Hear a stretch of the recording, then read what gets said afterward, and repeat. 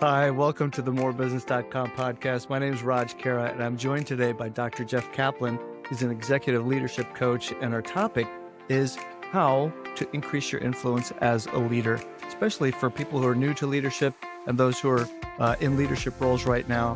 Influence is one of the most important parts of your role, parts of your job, parts of what you do. So we're going to talk about why influence is so important, what gets in the way of being more influential, and also how you can develop your influence. So Jeff, welcome to the podcast today. Thanks, Raj. It's great to be here. Good to see you again. Well, let's start talking about why influence is very important. First of all, you can be amazing at your job, but if nobody knows, then too bad for you. And, you can actually be lousy at the actual expectations of what you're supposed to deliver. But if you can influence others, at least it gives you a cushion for you to catch up. When I think about the world and how it's changed in the last 30 years, right? So we've become much more flat or less hierarchical, right? We've become much more global, right? We've become much more matrixed. We've become much more diverse, right? And so, whereas say 30 years ago, you could get away by getting people to do what you want them to do because, well, you're the boss. That doesn't work anymore. And, with millennials, and Gen Zs, they're more than half the workforce, and they want to be emotionally connected to their manager and the work. If you don't know how to influence others in ways other than your position or authority, you are not going to survive much longer in the sort of world that we live in today. Influence is really critical. And it's not just, you're right, the position that you're in because you have a certain job title that quote unquote entitles you to influence. It's also the way you communicate with people. I think that ties around emotional intelligence and lots of other ways that you can actually have those dialogues. So what kinds of things get in the way? Being a narcissist is one thing that gets in the way. Yeah, Um, we'll give you that. yeah, I mean, if you make it all about you, right, people see right through that, right? If you're always looking after, you first and rather than, consistently serving the needs of the organization and looking after others, if you haven't built any equity, you haven't earned any brownie points, you've got nothing in your well to pull from when you need somebody to do something, right? Not being good at building and maintaining relationships, doing things, you talked about kind of emotional intelligence, like making people really upset. Like that has a long tail. Like you can say, yeah, but I'm like nice 99% of the time. Okay. So once I was kind of like a real jerk. I'm like, yeah, well, that once is what they're going to remember. Right. If you do that kind of damage and don't do any damage control, that will definitely get in the way. Well, so then the heart of it goes to how do you build your influence? What can you do to develop your influence, especially in this leadership role where you could be a CEO, you could be managing a small team, you could be managing a large team of people. This goes to the heart of motivation. How do you start doing that? What are the things that people look for? And then what are some of the common mistakes people make? So let's Well, start with what do they do? Yeah. so one of the first things I would do is, make sure you get like a 360 assessment, right? 360 feedback, right? So find out what people really think about you, right? Perhaps hire a coach to help you understand and interpret and then take action on that. Maybe also do like a personality assessment, like a Hogan, right? So first you want to gather data, right? So how much influence do I currently have? Like, how do people particularly see me now? I always say what's great about 360 is they're already thinking it about you. Now you get to know what they're thinking, right? And so if you want to influence how they see you, right, which then influence your ability to be successful, then how great that we can start with knowing what they already see. So I would say start there, right? Another one is to obviously build, develop, and maintain strong relationships across all levels. Like some people are so transparently, just trying to like get in good with, the people they see as like, the most important people in the organization, but that can change on a dime. Right. And so making sure that build, develop relationships and to that extent, help others, right. Help solve other people's problems. That gives you equity that will then have those folks more interested in helping you. Also deliver value, right? Like make sure that you're actually delivering value for the organization. That gives you the ability to influence. If you're not getting things done, you haven't built or really done much around relationship building, you lack self-awareness of seeing how you're coming across to others. Like you don't have a whole heck of a lot to stand on when you're trying to influence other people. One of the things that I recommend when people, not just leaders, but also people inside the organization that are doing the work, is to come really prepared to every single meeting. And you can do this fairly easily. Most companies have metrics that they want to achieve every quarter. And so, what I recommend is creating a personal, very personalized 30, 60, 90-day plan. Every quarter, go in and know what you're going to accomplish in line that's in line with the what the company needs to have accomplished, and then keep track of it. Just have a document or a spreadsheet open up that every week you put something into, so that when you go into meetings, you can say, "Well, here's what I worked on last week. These are the things that I came up with. This is the way we can solve some of the problems that we're having." This also helps you tie in with your annual reviews because you've got this really nice document of all the stuff that you've actually done. And I think that kind of stuff carries weight, especially when you're talking to other people that you need to influence inside the organization. So I find just like simple documentation of what you're doing makes a big difference too. Well, for sure. And yeah, and you talked about being prepared. I'd say being over prepared for the meeting, right? So think about the stakeholders in the meeting, right? So you have the topic, you have any your piece of it, like if you're presenting, right? And then thinking ahead of time. Okay, who are the people? What are their agendas, right? Their obvious agendas, like their stated agendas and their hidden agendas, right? What's important to them? What are their priorities, right? Where are they stuck? Right. And then this topic, what are, where am I to get some curveballs? Where can I add value? Right. That people aren't even expecting, you're talking about whatever. And you're like, yeah, well, yesterday I was reading about, our competitor, did X, right? Oh, wow. Really? Wow. And so just coming in, not just fully prepared for the meeting, fully understanding the people in the room and being prepared for the kinds of things they might throw out, but being over prepared, having a couple of things in your back pocket, not shoving it out there just so that, you look great, but having it ready if it's appropriate. That's really important too, right? Because sometimes you might read an article that could be useful and in a broader context. Hey, I read something in the Harvard Business Review. It was talking about some of the things that we discussed last week. Here's the link. Here's a copy. Here's what the summary of the points. When it comes to being over prepared, I'll share a story. One time I was interviewing one of my brand new team members. He was about to come on board, but we wanted to have a really thorough interview. Damian Plemas, one of my favorite engineers that I've ever hired. He came into the interview so incredibly prepared, it blew me away. Here's what he did. So he walks in. First of all, he's got several copies of his resume already printed out because people always need a copy, right? Even though you might have emailed your resume, sent it out, always bring copies. So one, you're prepared right there. He was dressed up, very nice, professional attire, which I think another thing is really important in influences how you physically come across. If you look like a bum, some people might just like think, you're going to look that way. You're going to come across that way. So he was dressed very professionally. He had his phone on mute. So just those three things ready to go out of the gate. And then we start talking. So we do the standard interview, have all kinds of questions. And then I leave some time at the end where he could ask questions too. And not only did he ask questions, he started saying, well, I created a trial version of your product. And here's what I found. And he came with printouts of stuff that he'd found on our product. I was blown away. There's nobody we've interviewed that actually had done all that. They had to just talk about our product. They might have read our website, but this guy actually created a trial account. Could you imagine walking into an interview saying, I think I can help you improve this page, this feature, this kind of thing.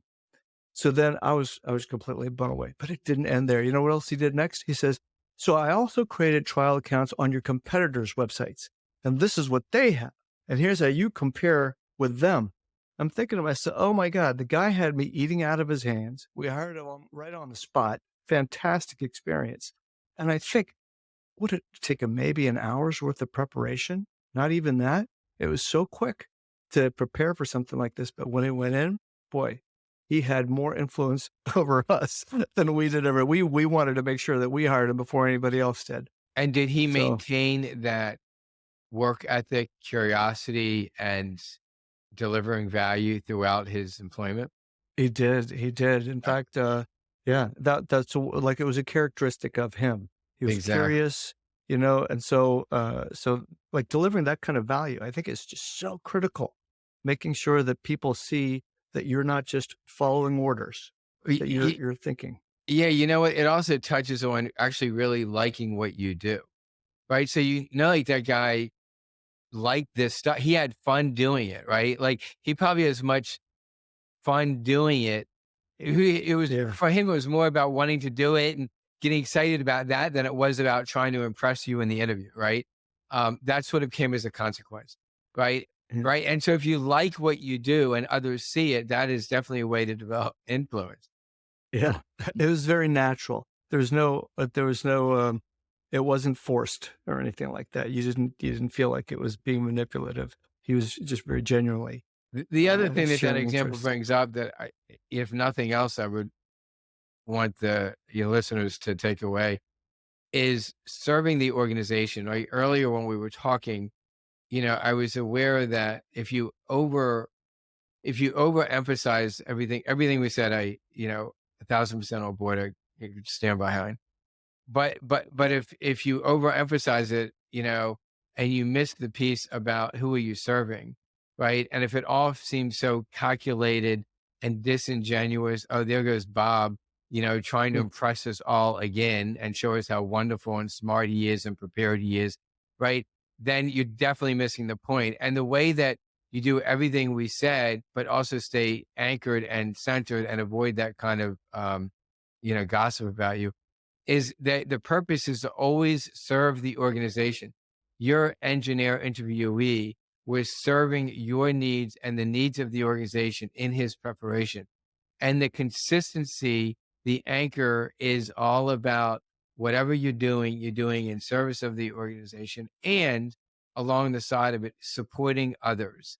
You're supporting others, serving the organization, not make it about you, and don't be a narcissist and be over prepared. Keep your list, of your contributions and things like that, and maintain self awareness about what other people think of you. Then you're at least 80% of the way there. Well, okay, so we talked about really briefly about dress code as a factor in influence. I think in many organizations it does play a role. Let me talk about another topic, and this is a challenging one for some folks. How do you manage? I have my own opinions on this, so I'm going to ask you what you think here. So, how do you manage someone who is older than you, has been in the workforce longer than you, but you are now leading? Yeah. Well, now let's say that you come from some Asian countries or, sort of out in that sort of geographic area, right? And your whole bringing up, right, it is, age, right, is an authority type thing, right? And so, first of all, it kind of starts there, right? Because not everybody has an issue with that, right? Um, but it goes back to it's not about you and it's not about them. It's not about hierarchy, right? It's about we're all here as stewards in the role that we play.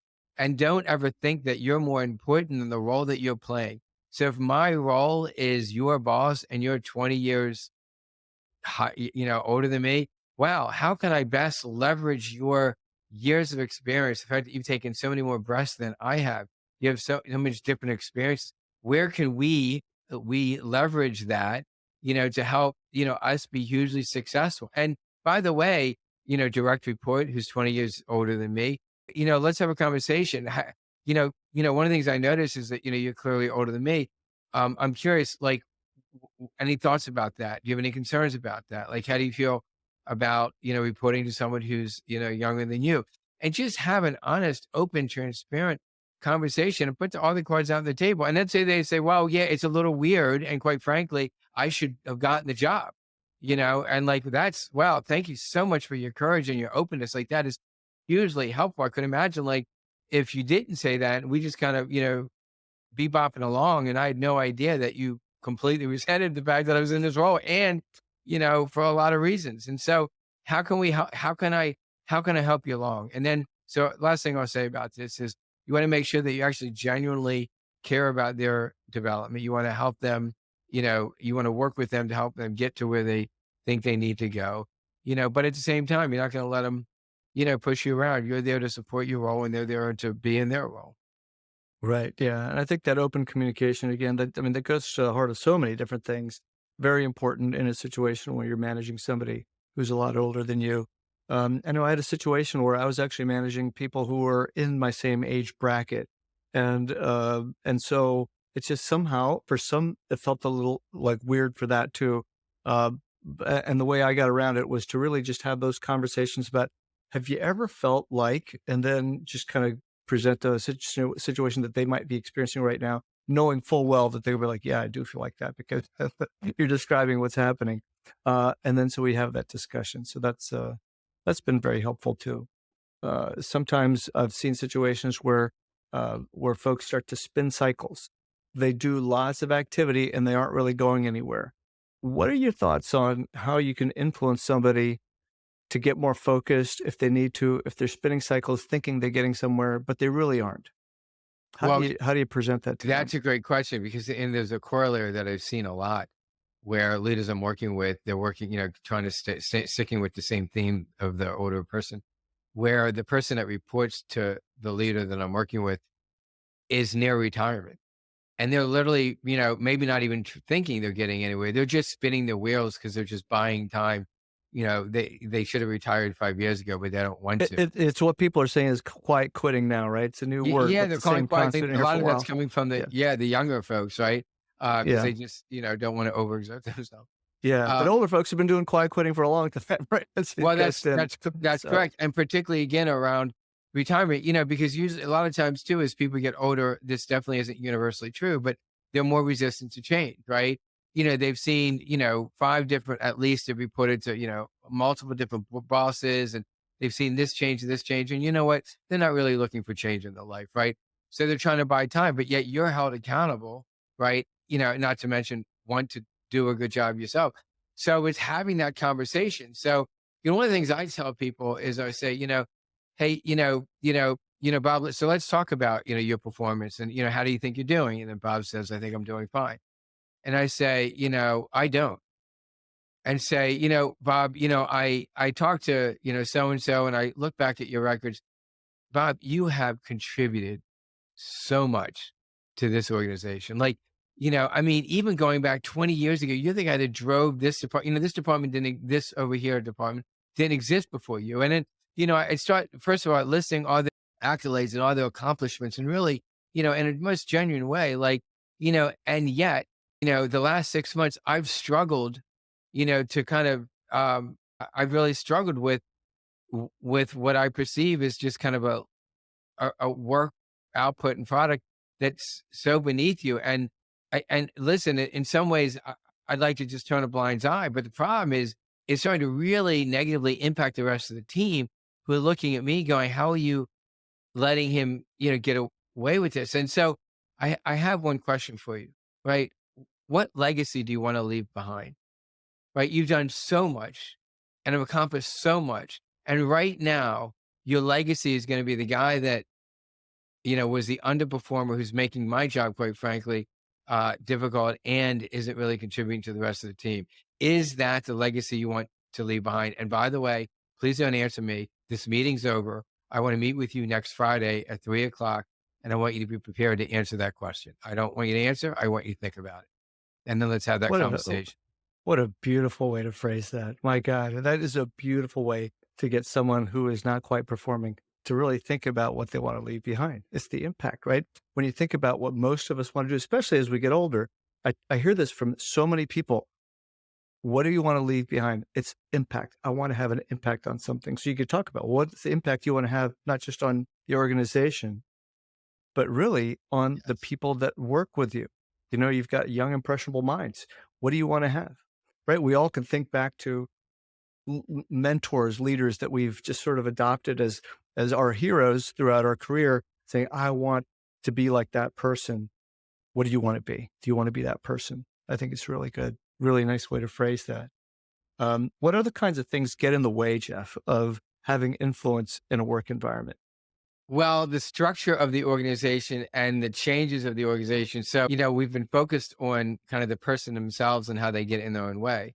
Well, we have to be honest here and recognize that other things are getting in the way too, like, or, governance structure, boards, changes in the industry, changes in the market, other pressures that we're getting. I mean, right now, I talked earlier about, being more matrix and global, and competitive, right? I was talking to earlier to a colleague today, about the healthcare space. And, I said, probably in like 10 years, there's only going to be 7 health systems, across the US. He was like, yeah, and that kind of sucks, because, the quality is going down. And, so you've got these different businesses in the same industry that in order to stay alive, right? They have to, you know, they, they, they have to make decisions that may not always feel like in the best interest of the employees. And even sometimes it might feel like not the best interest of the customers. And so anyway, so there's all these other pressures that quite frankly, you don't have any control over. What I would say to that is figure out what do I have control over, right? So what can I do about the things I have control over? What do I have influence of? And so then how can I best positively influence those things I can have influence of? And what are the things that are completely out of my control, like the weather? And you know what? You just gotta let that one go. Right. And because if you don't have control over it, don't have sleepless nights trying to figure out what you can do differently when you actually have no control over it. Ain't that the truth? Yeah. Well, very good, Jeff. Hey, look, I really enjoyed our conversation about influence because as people get into these roles and continue to develop the roles, you really want to maintain that influence and you want to do it without fear because I think fear is just going to kill your company. It's going to kill the motivation inside your staff. They're going to start looking for new jobs. That is not a way to have influence. It's really to get people on your side, to get buy-in. There's one last thought I guess I would leave people with, and that is to get buy-in, you really need to have people say something. It's the words have to come out of their mouth for them to sometimes get buy-in on what you're trying to get them to do and work on. And so if there are ways that instead of talking, you can ask questions and just by them answering the questions, sometimes they may come to that conclusion and say, okay, well, here's my action plan going forward. The last thing I do, and I just actually did a recent video on this one, was at the end of every coaching topic, and Jeff, you probably do this too, is I say, tell me what you heard. And that really forces people to, in their own words, interpret that entire dialogue and create some sort of action plan so that one, you can hold them accountable for next time. They can hold themselves accountable for next time that you have that discussion.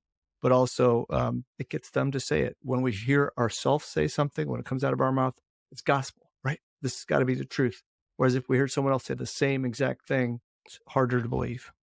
Yeah. And if you feel like there continues to be disconnect, I would say also, I want you to just follow up with an email just so we can make sure we're on the same page. I guarantee you they'll be missing something. And Mm. one thing I just want to circle back to, you talked about accountability, you holding them accountable, them holding themselves accountable. One of the things as a manager, I encourage people to do is then say, how would you like me to hold you accountable?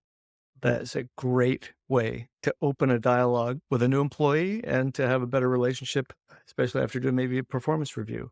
Or how do you want me to hold you accountable? Excellent, Jeff. Thank you very much for joining us. I hope everybody listening got a lot out of today's conversation, especially as you look to influencing those around you. Thanks, Jeff. Thanks, Raj.